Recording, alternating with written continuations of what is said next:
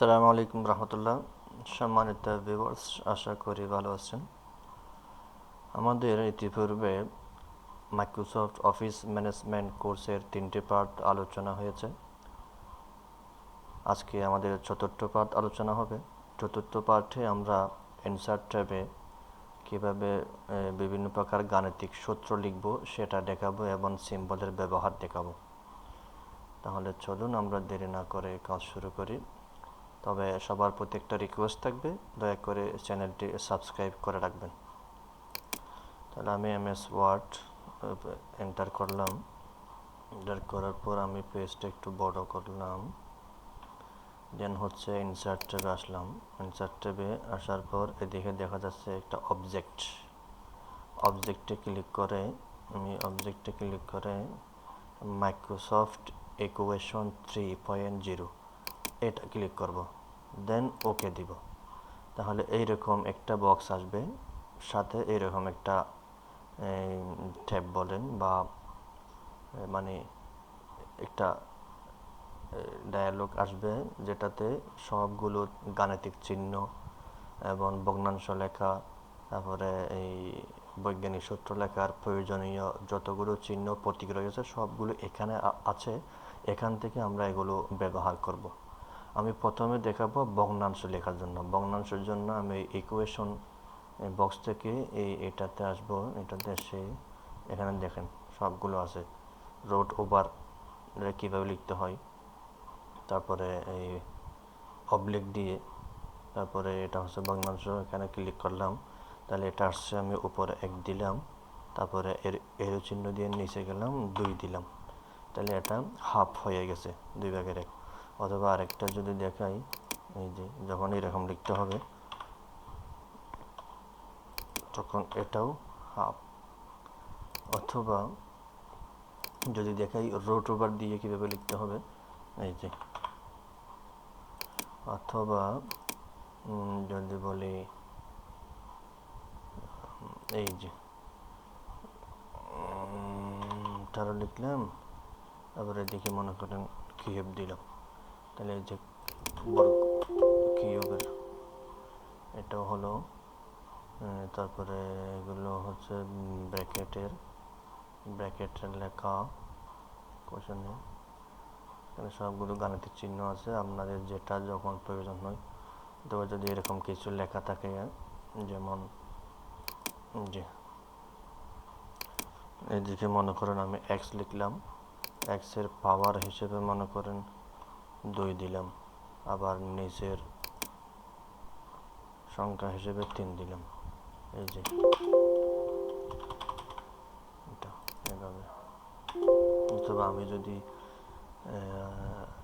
Sulphuric অ্যাসিডের সূত্রটা লিখি, তাহলে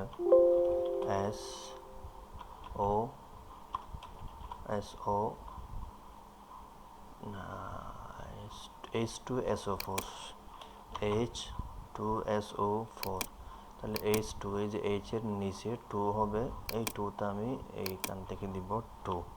তারপর SO4, ওর নিচে 4 হবে, এটা আমি এটা দিয়ে তারপর এটা দিলাম 4 হয়েছে। H2SO4 দেখুন সালফিউরিক অ্যাসিডের সংকেত। তারপরে দেন হচ্ছে এগুলো হচ্ছে এই বড় বা সমান, ছোট বা সমান এরকম চিহ্ন। এটা হচ্ছে equal is not equal to, অর্থাৎ সমান নয়। এটা হচ্ছে সর্বসম চিহ্ন, সবগুলো এখানে আছে। এটা হচ্ছে সমানুপাতিক চিহ্ন। তারপরে এগুলো হচ্ছে ওই যে ইঞ্চি লেখার সময় আমাদের যে একটা দিতে হয়, যেমন আমি যদি 3 ইঞ্চি লিখি তাহলে 3 দিলাম, এখানে একটা দিলাম, 3 ইঞ্চি গেছে। আবার যদি ডাবল দিতে হয় তাহলে এখানে ডাবলও আছে। আবার যদি একেবারে একসাথে 3টা দিতে হয় তাহলে 3টাও আছে আর কি, সবগুলো এখানে আছে। তারপরে প্লাস, এখানে প্লাস মাইনাস, তারপরে ইনটু, ডিভাইডেড অর্থাৎ ভাগ, সবগুলো আছে। তারপরে এরো চিহ্ন, যে আমাদের সংকেত, বৈজ্ঞানিক সংকেত লেখার ক্ষেত্রে যে এরো চিহ্ন ব্যবহার হয়, এটা। যেমন আমি যদি একটা যদি বলি H প্লাস ও H2O, তাহলে পানির সঙ্গে হাইড্রোজেন প্লাস অক্সিজেন মিলে যে পানি হয়, তাহলে এই যে অর্থাৎ এই এর চিহ্ন দুই দিকে দেখাচ্ছে, মানে এটা থেকে এটাও হয়, আবার এটা বাংলা এটাও হয়। আবার এখানে যদি মাঝখানে কিছু একটা লিখতে হয় এর চিহ্নের উপরে, সেটাও আছে।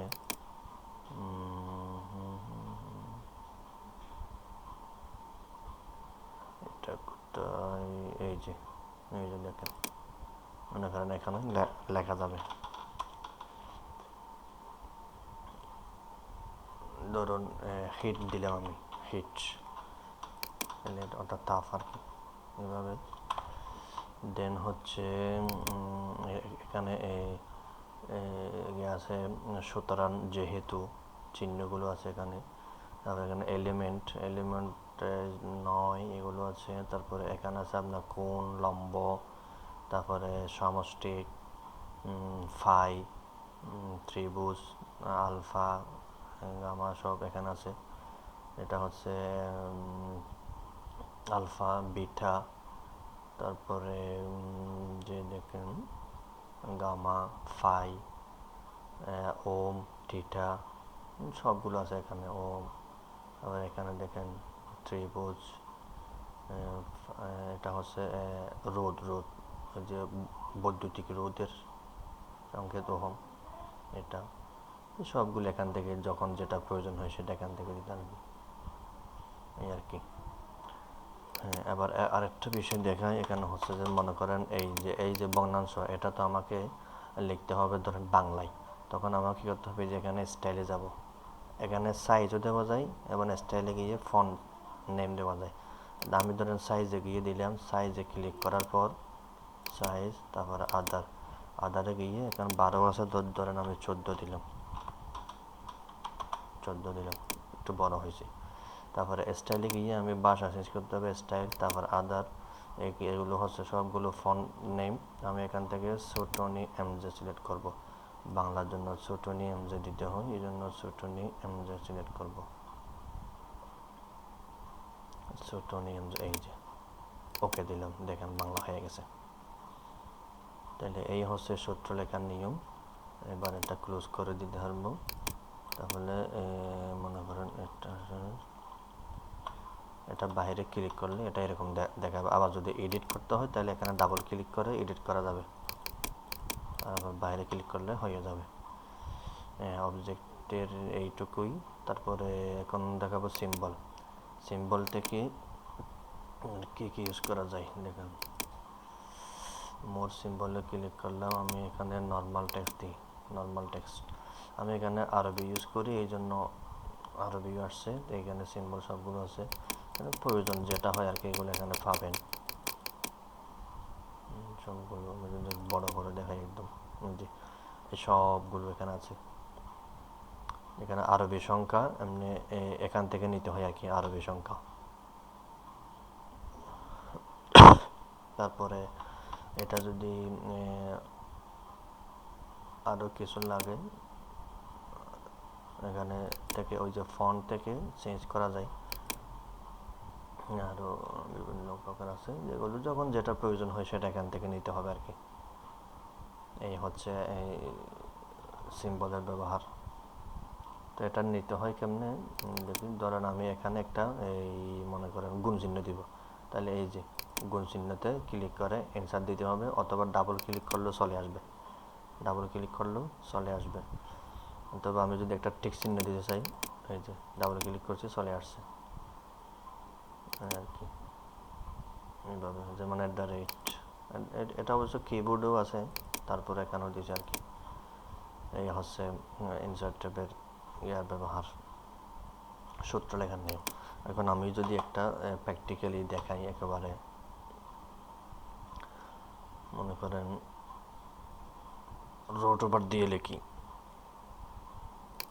তাহলে আমি প্রথমে অবজেক্টে গেলাম, দেন হচ্ছে মাইক্রোসফট ইকুয়েশন 3-তে গেলাম, দেন ওকে দিলাম, একটা বক্স আসছে। এখানে আমি লিখব এক্স স্কোয়ার, এক্স লিখলাম, তারপরে এটা দিলাম স্কোয়ার, তারপরে প্লাস 2a স্কোয়ার বি, এটা এ দিই, a square plus 2a square B two A square B plus two A B square plus ধরেন এখানে একটা কিউব দিই, বি কিউব দিলাম, তারপরে কিউব দিলাম, হয়ে গেছে। অথবা আবার যদি লিখি রুট ওভার দিয়ে লিখি একটা রুট ওভার, যেমন রুট ওভার লিখলাম, রুট ওভার, তারপরে এখানে দিলাম এ, বা আমি এটা কপি করে দিই, এটা পুরোটা এখানে দিলাম। তারপরে মনে করেন এই পুরোটার মধ্যে আবার স্কোয়ার দিব, তাহলে আমি এটা পুরোটা সিলেক্ট করে এখান থেকে ব্র্যাকেটটা দিব, ব্র্যাকেটে ক্লিক করলে হয়ে যাবে। এরপর এখানে আমি স্কোয়ার দিব বা কিউব দিব, দেখুন স্কোয়ার দিলাম। এবার আমি যদি আরেকটা যদি দেখাই, টু লক দিব আমি, বা root over two lock, two lock নিচে এটা দিতে হবে, ধরেন টু লক 10 দিলাম, এটা এভাবে লিখতে হয়। তারপরে আমি যদি আরও একটা দেখাই, রুট ওভারের ব্যবহার গেল, এখানে ফার্স্ট ব্যঞ্জনী, সেকেন্ড ব্যঞ্জনী, তারপর থার্ড ব্যঞ্জনী সবগুলো আছে। আরও যদি সূত্র দেখাই আমি, বৈজ্ঞানিক সূত্র যেমন আরও কিছু জটিল সূত্র আছে, এখান থেকে কিছু ইকুয়েশন দেখাইয়া, এই যে যেমন এই সূত্রটা আমি লিখে দেখাই, এই সূত্রটা লিখে দেখাই, এটা মনে করেন এখানে থাক, এটা আমি লিখে দেখাই। তাহলে প্রথমে ইনসার্ট, তারপরে অবজেক্ট, তারপরে ম্যাট্রিক্স ইকুয়েশন 3, দেন ওকে। এবার দেখুন এটা হচ্ছে ব্র্যাকেট নিলাম, আগে ব্র্যাকেট নিলাম, তারপরে এক্স প্লাস এ, ব্র্যাকেটের বাইরে হচ্ছে হোল এন, তারপরে হচ্ছে সমান, তারপরে হচ্ছে সমষ্টিক, এই যে সমষ্টিক। আচ্ছা, সমষ্টিকের এখানে মাথায় মাথায় কিছু লেখা আছে, এই জন্য এরকম সমষ্টিক আছে, এটা নিব। এই যে দেখেন সমষ্টিক, এই যে এটা নিলাম, এখানে এন দিলাম, নিচেরটাতে হচ্ছে কে ইকুয়াল টু 0, তারপরে এটাতে ব্র্যাকেট দিয়ে, প্রথমে ব্র্যাকেট দিয়ে কে এন, ব্র্যাকেট দিয়ে এন কে,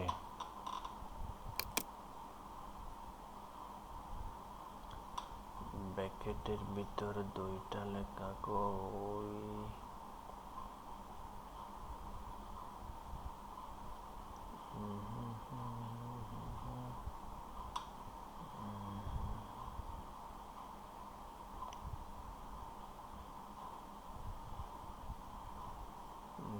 ব্র্যাকেটের ভিতরে দুইটা লেখা, এটা আছে অবশ্য নিশ্চয়ই, আমি এর আগে লিখি না, এই জন্য খুঁজে পাতে কষ্ট হচ্ছে।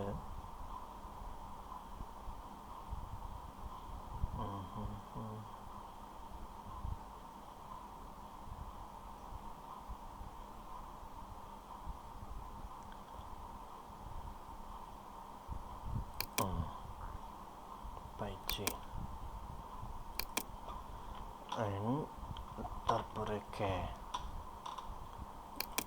তারপরে এক্স এর পাওয়ার হিসেবে আছে যে কে, তারপরে এ পাওয়ার হিসেবে আছে এন মাইনাস কে। দেখেন এবার